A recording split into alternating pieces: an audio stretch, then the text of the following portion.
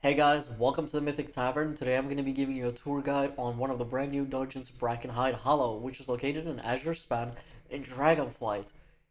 Brackenhide Hollow is full of gnolls and hyenas. It's a pretty cool place, a very open-ended outdoor dungeon, and I really actually kind of like it. I think it's another one of my top favorites. It has quite a bit of a mob density, so it's going to be really interesting to see how Mythic Plus works out. Anyways, here's the full commentary on it from beginning to the end. Hope you enjoy this type of content. If you do, please like, subscribe for more stuff like this. And if you do subscribe, you're also going to get really good luck in your vaults.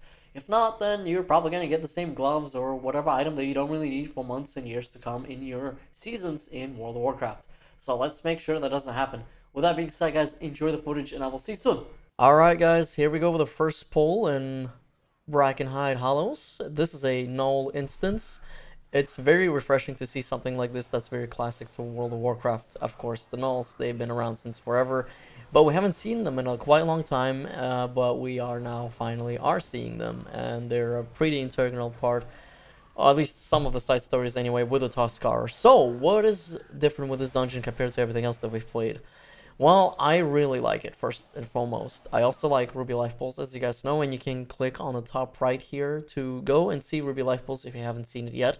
So this dungeon, as you guys just saw, I freed a Tuskarr, and there's like a little text at the top saying free Tuskarr 0 out of 9. So this is a little bit different compared to previous dungeons or any kind of dungeons, really. You're not really going down a narrow path to go, kill mobs, get your percentage, and then, fight a boss. What you're doing here is actually you have to find 9 cages, and they're displayed on the map. You can see where they are, so it's not difficult, and free the Tuskarr from the not the traps, the cages, so they can go home and be happy. Obviously, before they're gonna get eaten by the hyenas. So what's going on here? Well, it's that, and also the fact that it's also a very open-ended dungeon. So yes, you do have to get to the first boss to proceed to other places, but how you go about that first boss is up to you. You can go left, you can go right, you can go, straight ahead or whatever. There are cages all over the place, and the boss doesn't spawn until you get like 9 cages. So that's pretty cool and kind of different. So, it's pretty chill that way, right? And what else I also really like is that it's a beautiful dungeon. It reminds me of Grizzly Hills a little bit because it is actually set in Azure Span, which is a very Grizzly Hills like zone. They even said it was inspired by that, so they tried to recreate something similar yet different and familiar at the same time, which is really cool because Grizzly Hills is a fan favorite for a lot of people, both aesthetically and music-wise. So this is great stuff that we have a dungeon based on that, and we get to fight gnolls because that's a very classic Warcraft enemy from Warcraft 2 and 3 days and whatnot. Yeah, pretty awesome stuff. So there's a lot of fan service here, first and foremost, and then after you kill the first boss, you have 2 different ways to go. You can either go to the left, or you can go to the right, or you can go to the middle and then split up if you want to. And each of the sides has 1 boss, and then you gotta kill both of those bosses. Then you get a checkpoint, and then you go to the final boss up to the east side, in the little tiny cave. So another cool thing is, as this being a outdoor dungeon fully for the most part, or like I would say this is outdoor dungeon about 95%, or maybe even 98. The last boss is in a cave, and it's super tiny, so it's probably like 1% of the dungeon, and you can mount up, which is nice. So if you die, you can just mount up and not have to worry about, oh, you can't mount here or whatnot. So that's pretty chill. Really like that. And what's really also interesting to me about this dungeon is that because of how many mob packs there are and how dense it is with mobs, and because of how non-linear it is in many different aspects, it's really going to be interesting to see what the ultimate or most preferred Mythic Plus pathway is going to be, especially on like fortified weeks, because this dungeon has some pretty nasty mobs. Again, this is being done on heroic Dragonflight difficulty, upscaled up to level 70, and it's really hard to say how difficult it's going to be because heroic scaling and alpha scaling is very out of whack right now. Bosses feel like paper when you hit them, and you can pretty much most of the time, 90% of the time, like completely ignore the mechanics because you're just doing so much damage. And heroic dungeons are not really what they used to be compared to like heroic and kata and whatnot. with CCs and stuff like that. So, and obviously because this is on heroic and it's not on mythic 0 even, we're missing a lot of the extra abilities from the bosses and the appropriate stats and all that. So of course I can't tell you, oh yeah, this is gonna be easy, this is gonna be hard. I could make a prediction and an assumption, but it would be very unfair for me to tell you, oh yeah, 100% this boss is gonna be difficult. You know, that would be a lie, and I don't like doing that to people. Again, I could just make an assumption that I think a boss might be difficult, or a boss might be too easy on a fortified week or a tyrannical week, whatever. So there's that. Again, why I like this dungeon, because it's open-ended. It's very pretty and just cool to look at. I like it artistically. Music is not in the game yet, or in the dungeons yet, so I can't speak for that. And I love fighting classical Warcraft enemies. And it also has a twist with you rescuing the Tuskar from cages, which is just a nice change of pace from all the dungeons that we've been doing for many years now in Shadowlands, BFA, and all that stuff. You know, I think in Mechagon you had to kill like 3 monstrosities to spawn a boss, and here you gotta rescue, you know, these walruses people or whatnot to spawn a boss. So it's pretty chill, you know, it's just different. And yeah, as far as the mobs themselves go, there is not really much variety. This is a dedicated Gnoll dungeon, first and foremost. There is one boss that's a tree, and it's a really cool looking tree. It's a completely new model. You'll guys see it later in the video. His name is Treemouth because it's literally a walking tree mouth. It's pretty dope, and he just spreads diseases and stuff. And he does one ability that unfortunately we don't get to see in the video because we kill him too quick, which is what I was, you know, saying, that you have so much DPS, especially if you have people that know what they're doing, that it's just really hard to see all the boss mechanics, and you know, most people just want to kind of plow through the dungeon and see if it's working properly or not.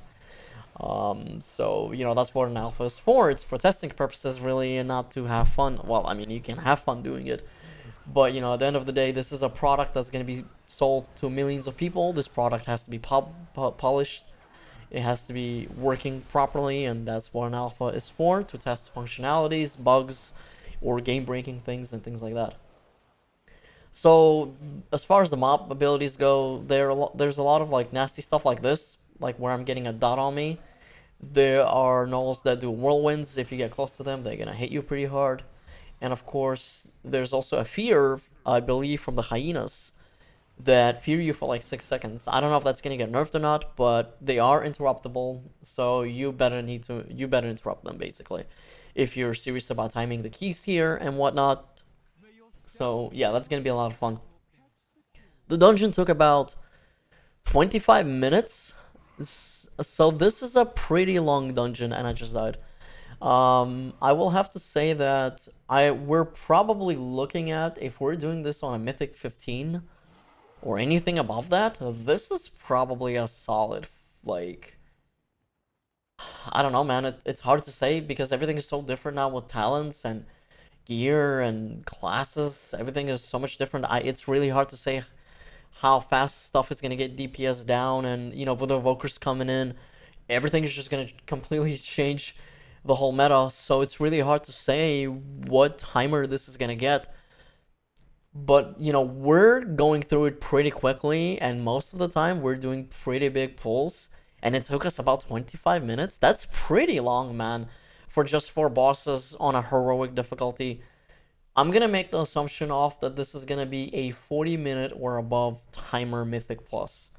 Maybe even more. Maybe like even 45 minutes at most. Basically like around the length of the other side. And the other side may not seem like a big dungeon, but it is because of, first of all, complicated boss mechanics that take a while, especially on Tyrannical.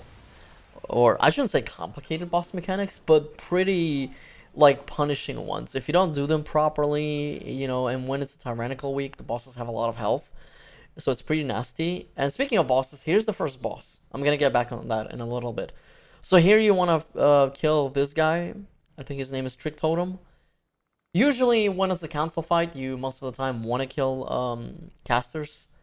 I mean, it was the same thing in Green Mirror Depot. You kill the shaman first, so it's kind of similar to here. So after you kill this boss, the gate is gonna open. But anyway, we're gonna go in here and we're gonna be killing this Trick Totem guy.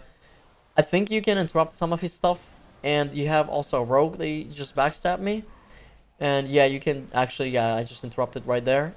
So he's interruptible. So that's what's gonna have to happen when you do Mythic Pluses. Interrupt him as much as possible. The warrior, guys, just the warrior does a lot of damage, and I think you just don't want to stand in that whirlwind because it's gonna hit you pretty hard. I actually think I stand in it for a few seconds and see how much damage it does. And then after, you know, after you kill the Trick Totem, you want to go on whoever's lowest, probably the warrior, because she's just going around.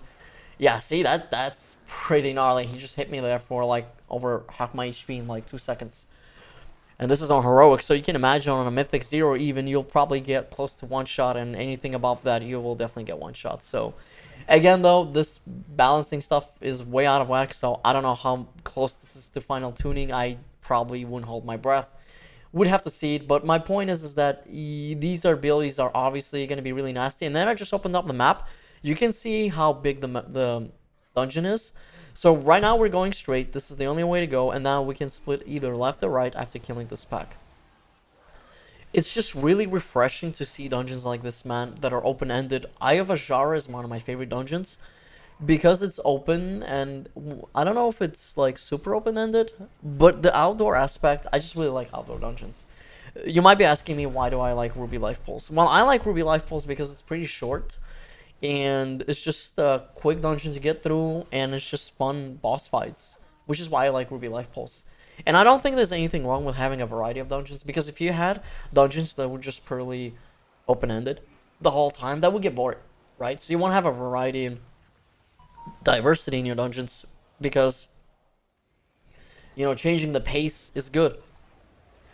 In, like, Shadowlands, for example, a lot of the dungeons kind of felt, I guess you could say samey, with a exception of maybe Halls of Atonement, but even when you did Mythic Plus, you always went to a specific shade, you know, the stone that, you know, to the right of the spawn point, so, and then you would go to the left, even though it was a little bit open-ended and you could take them in any order you wanted. But of course for Mythic Plus, and I'm pretty sure for Brackenhide Hollows, it's going to be the same case. It's probably going to be an optimal path where there's the most amount of cages, the most amount of mobs to kill, and some packs that you can skip. So go this way for Mythic Plus, this is the route, then get to the first boss, and then go fight this or that, either way, right?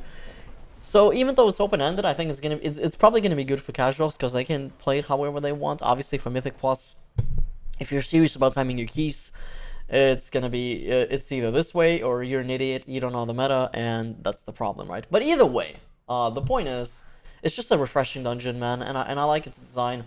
So applause to Blizzard and kudos to them for trying to do something a little bit interesting than what we mostly see. And then, you know, we had now Thrallos, which is similar to the other side, except it's like a circle with different circled wings, and you can take the bosses in any order you want as well, except you can't mount there, and it's a closed off dungeon, meaning it's interior. So this is open-ended. You could mount here, and it's pretty large. I just really like open-ended stuff because of mounting, and it just makes things easier and less of a slog. Like if you die in Thrallos, by the way, I'm gonna put up a link up to the top right. You guys can click on it so you guys can check out that video for that dungeon, so you can see my opinion on it. It's my least favorite dungeon so far, Thrallos, and I've stated a few reasons why. And it just feels like a little bit of a slog, man. You know, as what I said in that video, but you can get more of a detailed look there, or listen, I should say. So yeah, this is why I really like this one. So Ruby and this is pretty good. Uldaman is just a classic that's remade, so I just like that by default for that reason alone. Yeah, now Thrallos so far is okay. I've done also Azure Vault, which really reminded me of a lot of Nexus from Wrath of the Lich King, and yeah, you guys will see a video on that as well. So make sure to check that out when it comes up live, and make sure to like, subscribe so you can stay tuned, and turn on those notifications so you can see our content for Dragonflight and beyond that. Anyways, we're coming up here. I'm not really going to be talking much about mobs here because you guys can kind of get an idea of what's going on here. So, yeah. And, you know, these mobs are not really crazily special. I believe these hyenas, like, basically have no aggro, and they just attack wherever they want. So there's also hunters in here that put up traps, and if you step on it, I think you get like a debuff called fresh meat. You know, you smell like meat or something like that. Or that might be a boss. I don't know. One or the other. So yeah, we just killed that, and we're gonna progress on. Where are we at right now? I think we're getting close to the second boss here. Yeah, we're trying to heal up right now. Dude, Evoker's awesome. I love this place for Evokers. There's so many mobs, so much AoE to make and do, and just seeing so many numbers. It's fantastic. Oh yeah, we're summoning our healer because we were not paying attention when our healer died, and we just kept pulling like idiots, and you know, that happens sometimes. But yeah. So here we are getting ready. Yeah, so we're gonna cross this bridge, and there are vultures up top that are gonna aggro along with this bear. It's only one vulture. I thought it was two. I don't know why. I think I saw another vulture, but he just doesn't aggro. I guess he just flies around. So yeah, we just wreck this bear and then move along. And I think after we cross this bridge, we're getting pretty close to the boss. Actually, I think this is the boss to the left here. Yeah, this is the boss room. Again, it's just so refreshing to see a boss room in a complete open-ended like dungeon that gives you a different feeling. This dungeon just feels like it's taking place in an actual zone, which is what I really like. Because it's so open-ended, and because of the engine updates that they've done to scaling, it's really nice to see that. So he's gonna mark you, which means he's gonna try to trap you. You wanna get away from that thing. When that happens, he's gonna do it again. I guess he really likes me. Yeah, so it's gonna show you where the trap is gonna land before it happens, so you have time to get away. And then you just nuke him down, and then he also puts... yeah, I think if you... Yeah, I think he puts a debuff on you that if you step in the trap, the hyenas get attracted to you or something like that, and they try to hit you. Anyway, you know, it's heroic, not much to say. Pretty easy, of course, but on Mythic Plus, I have no idea how it's gonna be, so... So now we're gonna go to the other boss to the other side. And the cool thing is, after we kill both of these bosses, we can get to the main boss either from one of the bosses that we killed or the other. Which is really nice because it's giving you the freedom to go to the boss on how you want to. And you're not forced to go to the boss from a specific point. So if you're doing Mythic Plus and you've decided to kill the boss on, like, let's say the south side instead of the north side, you still can get to the main boss on the east side through the south side, which is really cool. Or vice versa. Oh, did you happen to kill the other boss first instead? Yeah, you can go to the last boss that way too. And that's a nice change. Where most dungeons, okay, you killed all the bosses even though they were open-ended. Well, now you have to go to this thing and then you can get to the boss. Well, it's not like that in here. So, yeah, super excited for this Mythic Plus because I think people are going to come up with some cool routes. And as a tank main for myself, I'm a tank main on retail. I think it's going to be really exciting for me to try out these routes and see how people feel about them and see what is best and what is not. Yeah, this dungeon I'm going to see, definitely, you're going to see a lot of rage quitting, man, because on fortified weeks, I can see this being a pain, and that's just so cool to fly across the bridge like that, so I decided to do it too. Look how much damage we do, it's just insane. Yeah, Invokers are really cool, guys. Play them, try them, I love them. Best farming class probably since Druid. For low end content as well, and, you know, end game too. Probably make really good crafters, or gatherers I should say, because of flying and hover and all that crap. And gliding, you don't even need a glider, you are your own glider, just like the demon hunters are. So pretty cool stuff. Yeah, I think we're just, his name is Sting Breath. Yeah, I think if you get close to him and he does an ability on you, you get feared or something. Okay, so here we go. Here's the tree boss that I was talking about. It's a really cool model. And the way this boss works is pretty simple. He will spit on the ground. After he spat on the ground, wherever he spat, you're gonna get slimes that come out, and they're gonna go and attack the tank. So obviously you want to kill the ads. But again, this is not a Mythic 0, so I have no clue what the Mythic mechanic is. And yeah.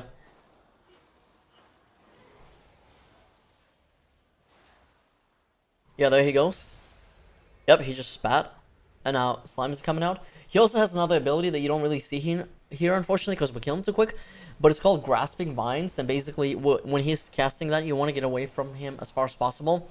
Otherwise, yeah, there it goes, the cast. Otherwise, these vines appear and they grab you towards them. It's kind of like the pull in, and yeah, you don't want to get pulled in towards them because he's probably gonna do a bunch of disease damage or something like that. But yeah, we didn't get seed because he just fell over so fast. Really cool model again. Cool boss. Just wish that this was a higher difficulty so that way we could actually see how it feels. Can't wait to try out Mythic. And by the way, if you stand in this gooey water, you are going to be taking tick damage. So actually, you do want to stay on the solid ground here. That's actually another thing they've done here that I haven't seen in other dungeons other than, like, I guess lava, you could say. So this is like lava but toxicity instead. And it's very easy to stand here and not pay attention. So on Mythic Plus, it's going to be interesting to see how people position themselves around mobs and places where you can and cannot stand. Yeah, and we died here because we had a little bit of an oopsie. It just happened to pull a little bit much. Yeah, so so this is actually perfect that we died here, because what's gonna happen is we're gonna spawn at the last checkpoint of the boss that we've killed, which was, I believe, oh, I guess it spawned us here for some reason, but either way, oh yeah, it spawns you at the checkpoint of the first boss that you killed. So okay, so we spawned up north.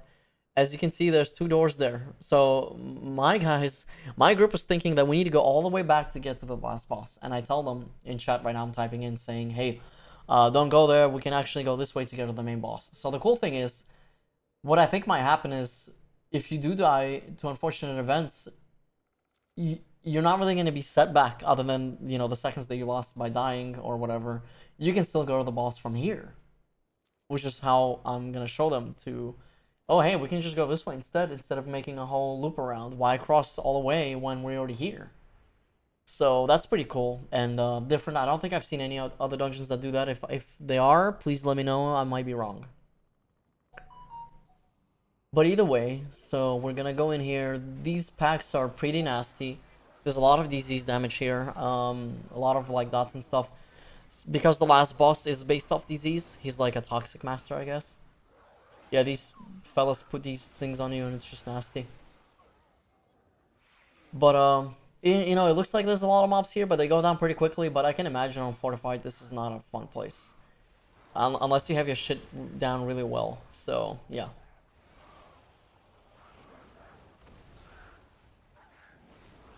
Yeah, just AoEing the hell out of them.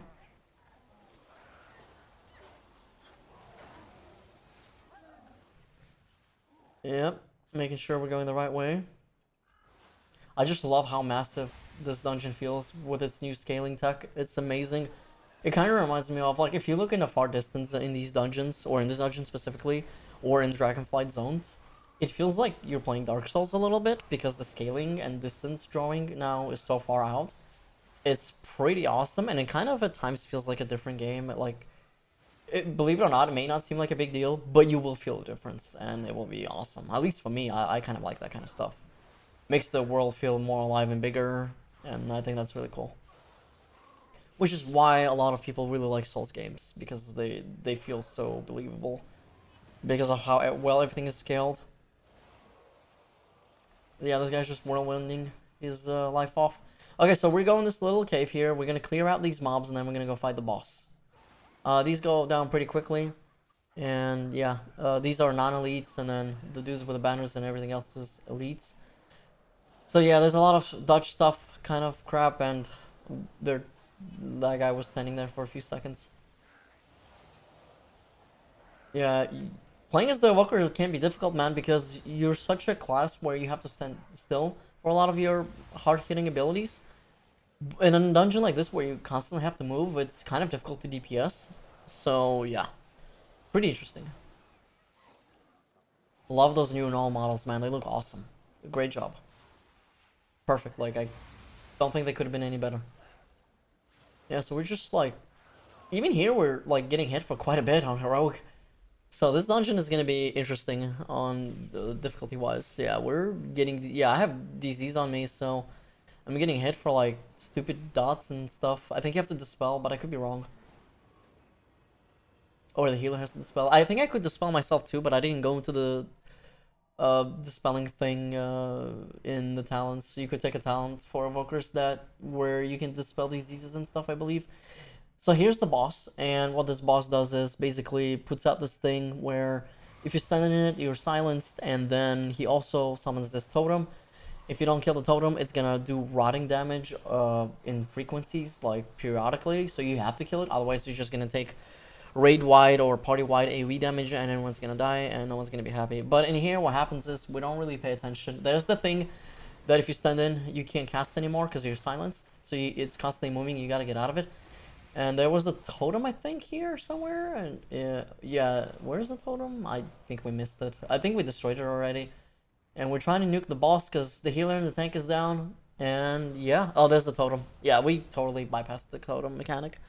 But that is Brackenhide Hollow for you guys, and I think it's pretty awesome. I hope you like this type of content. Let us know what you think in the comments down below. And if you want more content like this, make sure to always like and subscribe, and I will be seeing you very, very soon. Peace out, guys, and have a good one. I hope you enjoyed this.